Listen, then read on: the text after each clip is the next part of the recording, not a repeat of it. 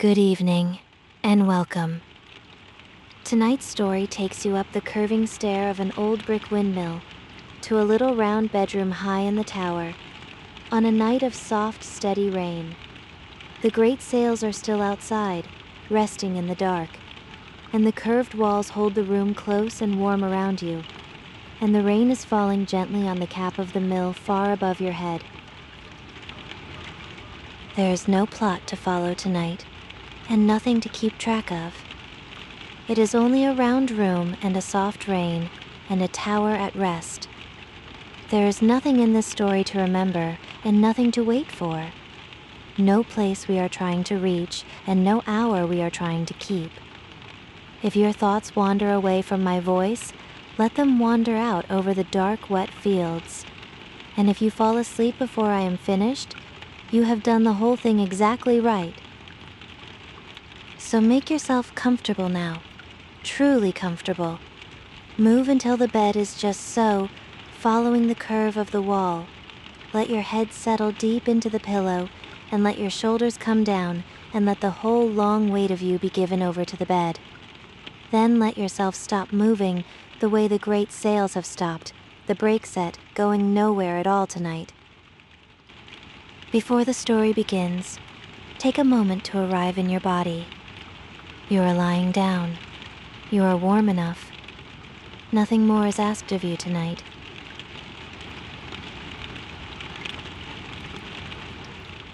Bring your attention gently to your feet.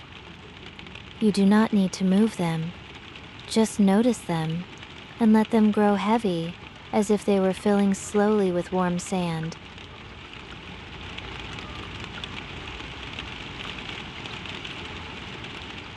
Let that heaviness rise into your legs, your calves rest, your knees rest, the long muscles of your thighs let go of their last small holding and sink.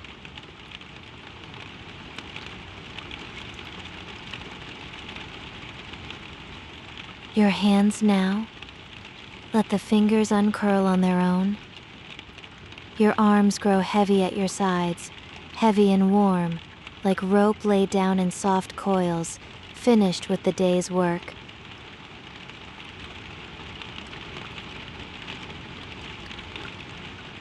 Your shoulders drop away from your ears, down into the bed. Your jaw unclenches. The small muscles around your eyes smooth out, the way water smooths when the wind has gone.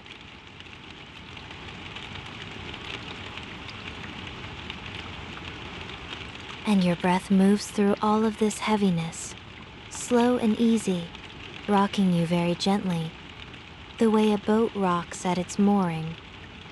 Heavy and warm and held, ready to listen, ready to drift.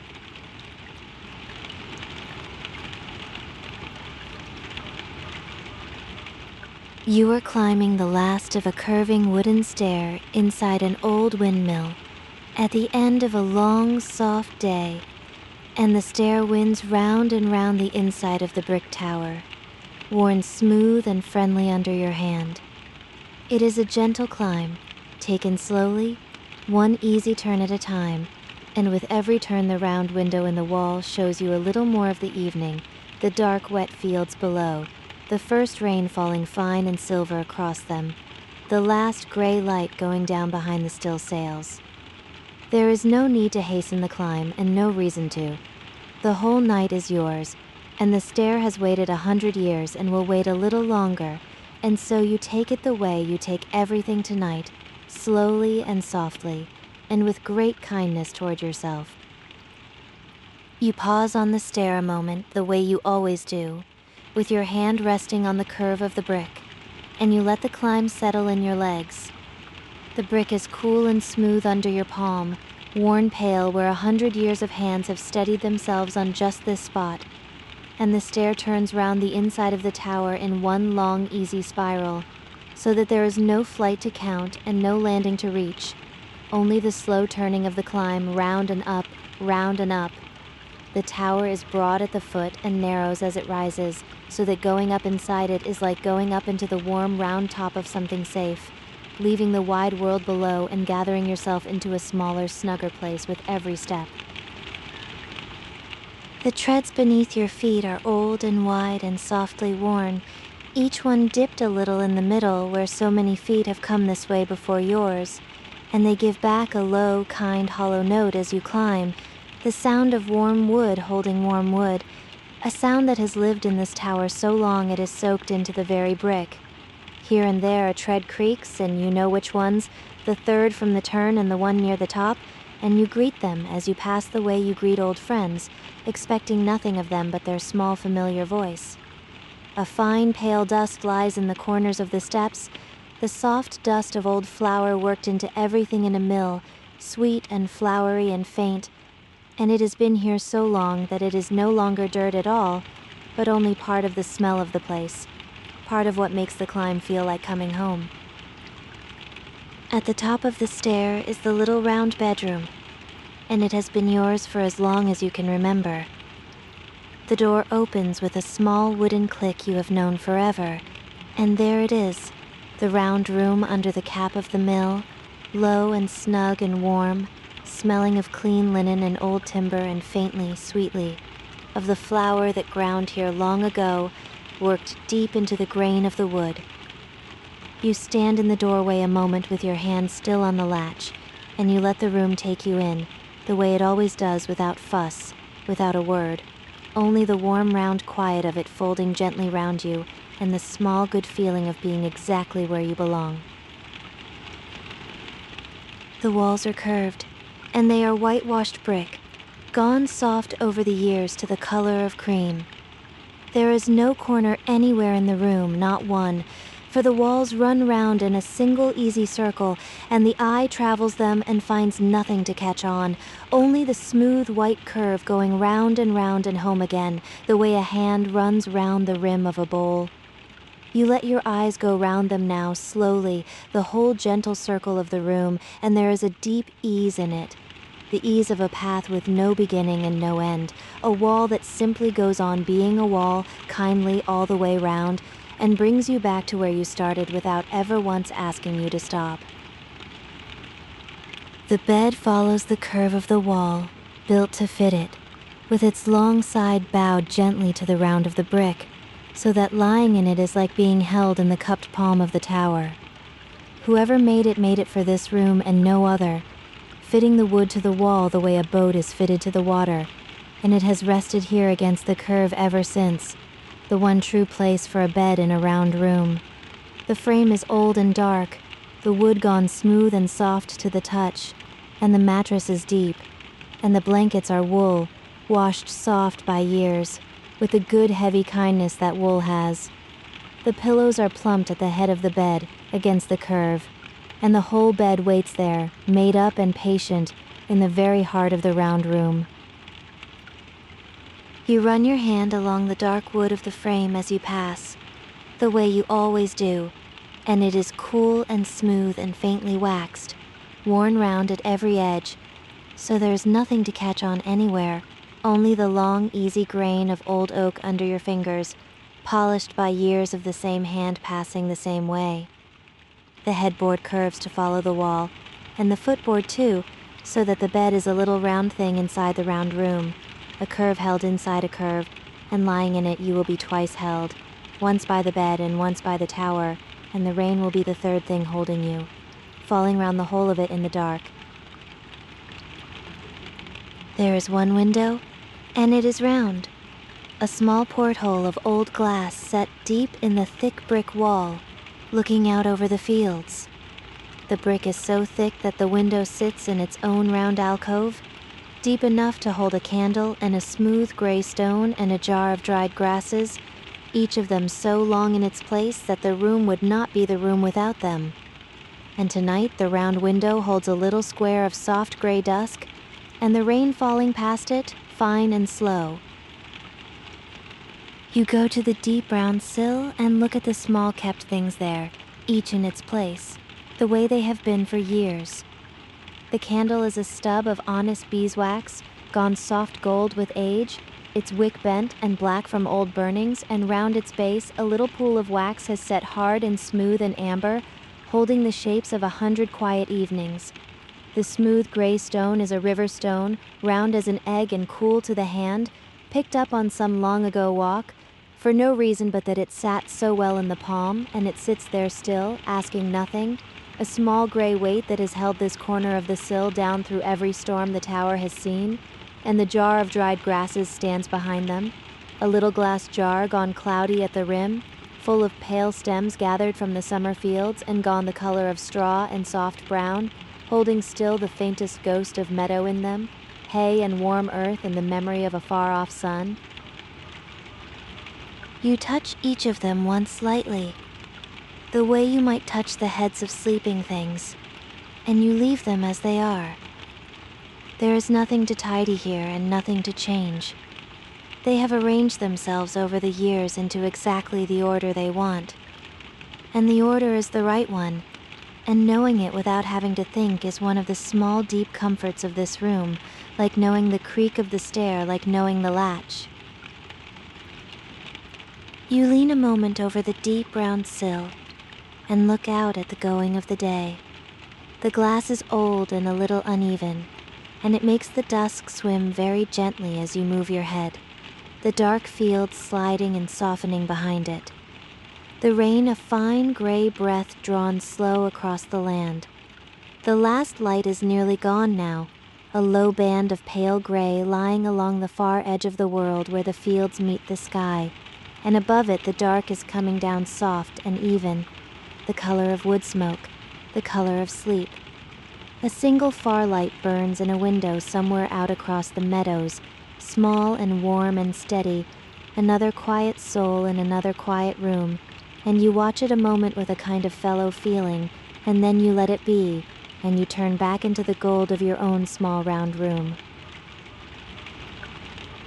There is a low wooden chair against the curve of the wall, old and dark and worn like everything here, its seat dished and smooth from long sitting, and over its back your day clothes are folded, finished with, laid down for the night.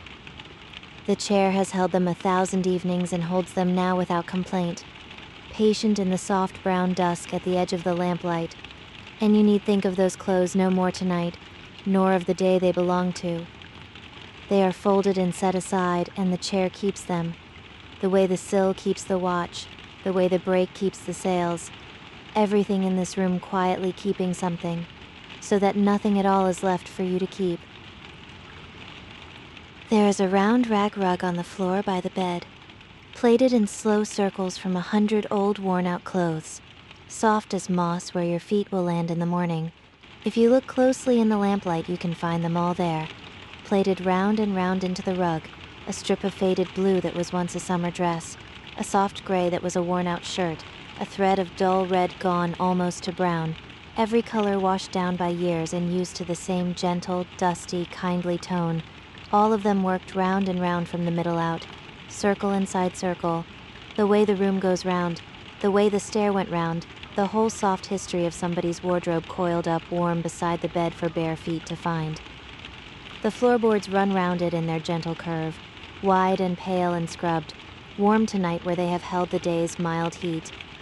And in the middle of the curved wall there is a small lamp on a shelf, waiting to be lit, its glass chimney clean and clear. You light the lamp now, and the round room gathers in close around its glow. The light is the color of warm honey, and it runs along the curved white wall in a soft band, brightest near the lamp and giving itself up gently as the wall curves away, so that the far side of the round room stands in a soft brown dusk. There are no corners for the shadow to hide in, and so the dark in the room is round too, a gentle ring of dusk laid round the gold. The whitewash takes the lamplight and holds it softly, the way old cream-colored walls do, so that the whole curve of the room seems to glow a little of its own accord, lit from within, a warm round lantern set high in the dark tower. The little flame settles in its glass chimney and steadies, and the smell of it comes to you, the clean, warm smell of a trimmed wick and a little oil, mild and homely, mixing with the linen and the timber and the old sweet flower until it is all one smell, the smell of the round room at night, a smell you would know in the dark anywhere in the world. The flame leans once, gently, and rights itself, and after that it holds perfectly still, for there is no draught in here to trouble it. The thick brick keeping the night out and the round walls letting no wind round. It burns straight and small and gold. And the room keeps it, and the rain keeps the room, and you stand a moment in the middle of it all and feel how good it is to be the one warm lit thing in a wide dark country. Above you, you can feel the cap of the mill, the great wooden cap that turns the whole top of the tower, the cap that once swung the sails to face the wind. Tonight it is still. The wind is light and the work is done, and the cap rests where it rests, a dome of old oak over your head, and the rain is falling on it now, soft and even, a low round drumming up there in the dark, gathered and held by the curve of the wood. You think of the great curved beams of it, blackened with age and smooth with grease, arching over you in the dark just out of sight, the ribs of the cap holding the rain off the way the ribs of a great kind animal might hold off the night, and you are glad of every one of them, and you do not need to see them to know that they are there. Below the cap, in the dark above your ceiling, the slow old machinery of the mill stands at rest, and you can feel it more than see it. The great wooden wheels that turned the millstones once, the brake wheel and the wallower and the long oak shaft, all of them stopped, all of them quiet, the cogs sitting still in one another's teeth where the last turn left them, the grease gone cool, the wood at rest. There is a deep peace in still machinery, in great strong turning things that have been allowed to stop, and the mill is full of it tonight. The whole patient engine of it folded up in the dark over your head and below your feet, asking nothing, doing nothing, only resting, the way you are about to rest. Outside the round window, the 4 great sails hang still against the last of the light. By day they would turn, slow and patient, sweeping the sky, their long wooden frames creaking round, and the white cloth spread to catch the wind. But the brake is set tonight, the long wooden brake drawn tight, and the sails are at rest, going nowhere, 4 broad shapes standing quiet in the falling rain, their slats dark and beaded with wet, leaning out over the fields and holding perfectly still. There is no work for them in a soft rain like this, and they know it, and they rest the way a strong thing rests when its work is done, deeply and without a single stir. There is a deep stillness in a windmill at rest, a stillness you can feel in the brick, the great machine of it folded up and sleeping, all its turning stopped, all its grinding hushed, holding only this one small warm room awake and lit.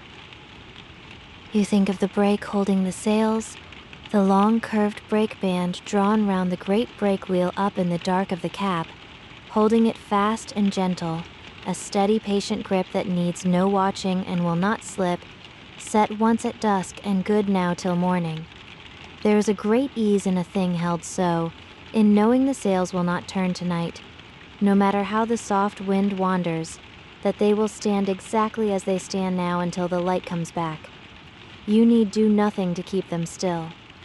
They are kept still already, held by the brake, and the brake is held by its pin, and the pin will not move, and so the whole great cross of the sails hangs motionless in the rain, 4 still arms reaching out over the dark fields, going nowhere, wanting nothing, at perfect rest. Now and then the lightest breath of wind comes wandering up out of the fields and touches the still sails, and the white cloth furled along their frames stirs the smallest amount, and lets a low soft sigh go out across the dark, the gentlest sound, the sound a sail makes when it is not working, but only resting in the weather. It is not a sound that asks anything of the sail or the wind, only a long, slow breath given and let go, and then the breeze passes on over the wet fields, and the cloth goes still again, and the rain takes up its even falling, and the sail hangs quiet as before. You hear at once that soft, far sigh, and it loosens something in you too, and you let your own breath go out long and slow to match it, and you sink a little deeper into the warm. You move about the round room in the lamplight, doing the few small things that close a day. You set your watch on the deep round sill of the window, face up, ticking to itself, and you will not look at it again until morning. You fold back the wool blanket to a neat turn the way you have folded it 1,000 times. You set your slippers side by side on the round rug where your feet will find them in the morning, though your feet will not want them for a long while yet. You smooth the turned back blanket with the flat of your hand, feeling the deep, soft nap of the wool, the small, kindly weight of it gathering under your palm, and you plump the pillow once and set it back against the curve of the wall. The sheets beneath are cool linen, smooth and pale, ironed soft by years of washing and drying in the open field air. And they smell faintly of that air still, of rain and grass and clean wind, the smell of cloth dried out of doors in a quiet country. You draw the corner of the sheet straight, and you are done. And there is a small, deep satisfaction in a bed made ready. A bed turned down and waiting in the lamplight. The one task of the evening that asks nothing of you but your hands and gives back so much. There is nothing else that needs doing. The day is done, and it was a small day, the best kind, a day of slow weather and long quiet hours, and now it is folded up and put away below you in the sleeping tower. And there is only this: the lamp, the rain, the round bed waiting. You let the day go now, the whole of it, the way you let a held breath go, easily with relief, feeling it leave you and drift off down the dark stair and out into the rain. Every small worry of it loosened and let loose and carried gently away across the fields. Tomorrow can keep itself. Tonight there is only the round room and you are in it, and that is the whole of what is asked of you, which is nothing. You change into soft, worn nightclothes, cool against your skin, washed thin and gentle by years, and you climb into the curving bed, and the mattress takes you in with a deep, slow sigh, and you draw the blanket to your chest. The pillow is cool and smells faintly of the open air. The lamp makes its small gold glow along the white wall, and you lie there, in the snuggest bed, in the snuggest room, in the whole quiet country, and you listen to the rain. It is a soft, steady rain, the kind that settles in at dusk and means to stay until morning, with no wind in it and no haste. You can hear it on the cap above you, a low, even patter on the old oak, gathered round by the dome of the wood into a sound that seems to come from every side at once, the way sound does in a round room, with no flat wall to throw it back, only the gentle curve passing it on and round and softly down. It is not one sound but 1,000, a great soft company of small sounds all going on together, each drop falling in its own moment and all of them somehow one, a long unbroken hush laid down over the tower like a hand laid flat and warm over a sleeping thing. The round window holds its own small note of the rain, a fine ticking on the old glass, drops gathering and sliding slow down the curve of it and away, one after another, in no haste at all. You watch them from the warm bed, the silver threads of water on the dark glass, catching a little of the lamplight as they go, and beyond them the fields lying out under the rain in the gathering dark mile on mile, drinking quietly, glad of the wet. One drop gathers at the top of the round pane and waits, and swells, and lets go, and slides the whole curve of the glass down into the dark, and another follows it, and another, and you could watch them all night and never once need to know how many, for there is no counting them and no reason to, only the slow silver sliding down and down in the lamplight on the dark glass while the rain goes on. You think of everything out there getting rained on, and the thought is pure comfort.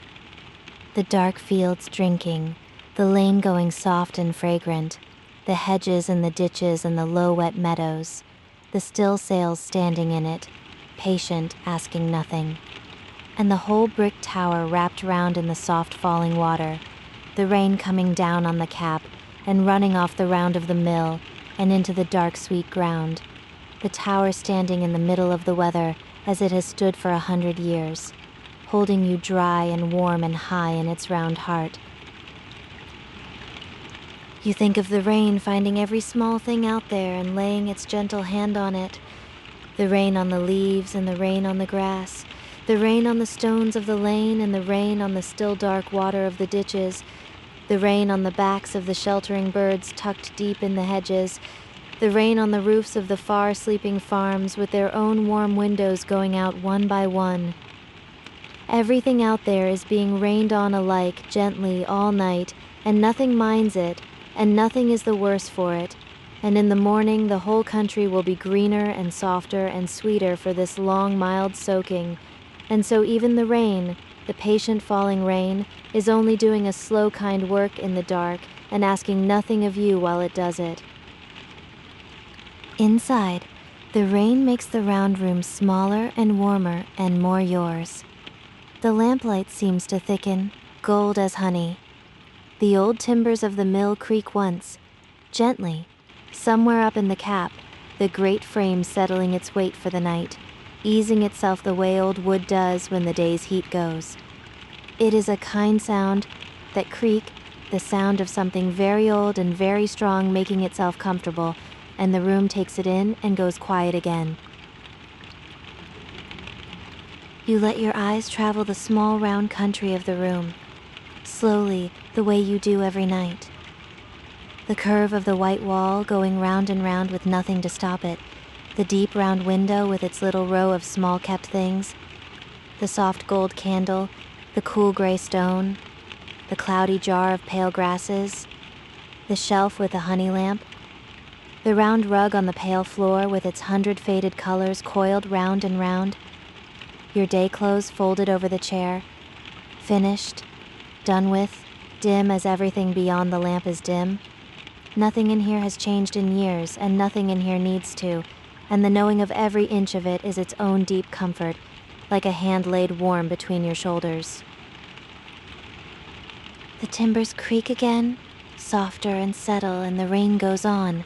Up in the still cap the old oak holds the weather off, and round the curved walls the brick stands thick between you and the night, and the round room sits inside it all, snug as a seed in a pod, warm as a coal in cupped hands. There is something in the roundness of it that holds you more closely than any square room could, the wall coming round on every side, no edge, no corner, no end, only the gentle curve gathering you in. You feel how high you are, and how safe, lifted up above the dark wet fields and the warm round top of the tower, and yet how snug, how small and held, the curved walls close enough on every side that the whole room seems to lean in around the bed, kindly and incurious, like old friends gathered close. The mill keeps you, the bed keeps you, the round walls keep the bed, and the rain keeps the tower, wrapping the whole of it in one long, soft sound. You let your breath go long and slow now, in time with the rain, drawing it in soft and letting it out softer, and with every breath you sink a little deeper into the curve of the bed, a little deeper into the warmth of the wool, a little further from the long day below and the wide world beyond the brick. There is nowhere to be but here. There is nothing to do but breathe, and listen, and let the round room hold you, and let the rain go on. Your arms are heavy and warm at your sides. Your legs are long and loose under the blanket. The pillow is cool beneath your cheek, and the weight of the wool is kind across your chest, and the bed has taken the whole of your weight now, every ounce of it, so that you need hold nothing up, not even yourself. The warmth of the wool gathers slowly around you, held in by the deep nap of it, a soft, close heat that rises the longer you lie still, until you are wrapped in your own warmth the way the tower is wrapped in the rain. Your feet are warm at the foot of the bed. Your hands are warm and heavy on the blanket. The cool of the pillow has gone gentle and kind against your cheek, and the round room holds its small honey light a moment longer, and the rain holds the night outside, and there is nothing left undone anywhere in the world that has anything to do with you. It is all kept. It is all quiet. It is all out there in the dark, getting gently rained on, while you lie warm and still in the round heart of the tower. You reach over and turn the little lamp down and out. The dark that comes is soft and round and complete, the dark of deep country, and the rain rises gently in it, the way sound does when the light goes, closer now, even and steady, a low round drumming on the cap above and a fine ticking at the round window. The smell of the wet fields comes soft through the old frame. The wool is warm and kind, the bed holds you in its curve like held breath, like cupped hands. You lie a while in the round dark, listening, only listening. The rain on the cap above you, the drops on the glass beside you, the deep still quiet of the sleeping tower below, the floors going down and down in the dark to the broad foot of the mill, every one of them at rest. The great sails standing out in the rain, going nowhere, the brakes set tight, all the turning stopped for the night. Somewhere in the pale floor of the room is the little square hatch that opens onto the stair, the way down into the sleeping body of the mill, and it is closed now, fitted snug into the boards, and you need not think of it again tonight. The way down can wait for morning. Below it, the stair turns down through the dark, round and round, past the floor of the meal bins and the floor of the great stones and the wide, quiet floor at the foot of all, every landing dim and still and dusted soft with flour, every floor holding its own small quiet, the whole tower stacked up beneath you like a column of held breath. You are at the top of all of it, in the warm round cap of it, and the closed hatch keeps the dark below where it belongs, and there is nothing down there but rest, and nothing up here but you, and the lamp gone out, and the rain. Below you the old mill sleeps, floor on floor of it all the way down to the ground. You can feel it more than hear it. The deep settled weight of the tower beneath you, the brick gone cool, the timber still, the whole patient machine of the mill folded up and dreaming. The great millstones rest in the dark below, the runner stone come to rest on the bedstone, heavy and round and still. The meal long ground and the bins long quiet and the sack hoist hanging slack on its chain. The whole grinding life of the mill stopped and resting, all its dust settled, all its turning done. It has stood through 100 years of rain like this, and it knows exactly what to do, which is nothing at all, only stand and keep the weather out, and hold its one small warm room high and safe at the top. The rain knows what to do as well, which is only to fall. It has all night, and nowhere else to be. It falls on the cap and runs round the dome of the wood. It falls on the still sails and beads along the dark slats. It finds the round of the brick and slides down it into the dark, sweet ground. Everything is getting where it is going, slowly, surely, including you. Out beyond the round window, the fields lie under the rain in the dark. Mile on mile of them, and you can feel them as much as picture them. The near meadow and the far, the lane and the low, wet hedges, all of it drinking quietly, all of it glad. There is not one thing out there in all that soft dark that wants anything other than what it is getting, which is this long, mild, gentle rain falling on everything alike and sparing nothing and harming nothing at all. And you are at the very heart of it, dry and warm and high in the round room, the one still point the rain falls around. The cap keeps you, the brick keeps you, the round bed holds you in its curve, and the rain holds the tower, and you let yourself be held, the way the still sails let the rain run off them, easily, with no effort at all. Then you turn onto your side, into your sleeping shape, and the curved bed settles around the change, and goes still and stiller. The rain goes on. It will go on all night. You can hear the promise in it, the evenness, the patience, rain with hours and hours in hand and nowhere else to be. The timbers settle once more, soft and far, the old mill easing into its night. The round walls stand close on every side. The cap holds the rain above you, a low, even drumming, softer now to your closing ears, softer still. The rain falls on the cap of the mill, steady and kind. The sails are still, the tower is at rest. The round walls hold you close, and the bed holds you in its curve, and you are high and warm and safe in the round room, wrapped round in the soft falling rain. The cap above you, the brick around you, the bed beneath you, the rain over everything, soft and slow and going nowhere, the same gentle rain on the same still tower, all night long. The rain on the cap, the still sails in the dark, the round walls close and warm, the candle and the stone and the grasses on the sill, the rug coiled round on the floor. That is the whole of the room and the whole of the night, and it is enough. The rain on the cap, the sails at rest, the round room warm, nothing to do and nowhere to go and all night to be here. Soft and round and warm and slow, the rain goes on, the mill rests on, the round walls hold you and the bed holds you, and the rain holds the tower, holding you all the night. The cap above, the brick around, the bed below, the rain over all of it, soft and slow, nothing turning, nothing waiting, only the round room, and the warm and the rain going on.